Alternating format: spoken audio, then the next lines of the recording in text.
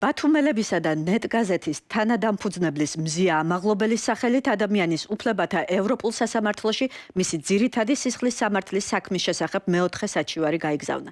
საქმეს საქართველოს ახალგაზრდა იურისტთა ასოციაცია აწარმოებს. საჩივარი სხვა საკითხებთან ერთად ამტკიცებს, რომ ამაღლობელის წინააღმდეგ სისხლის სამართლებრივი დევნა პოლიტიკურად მოტივირებული იყო და დამოუკიდებელი ჟურნალისტის დასჯასა და საზოგადოების დაშინებას ისახავდა მიზნად.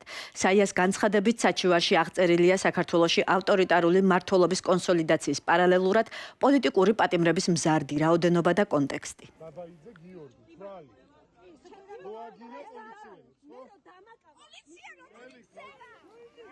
საჩივარი ეხება პოლიტიკურად მოტივირებულ სისხლის სამართლის დევნასა და მსჯავრდებას და ეფუძნება არგუმენტს, რომ მზია ამაღლობელის მიმართ სამივე ინსტანციაში დაირღვა სამართლიანი სასამართლოს უფლება.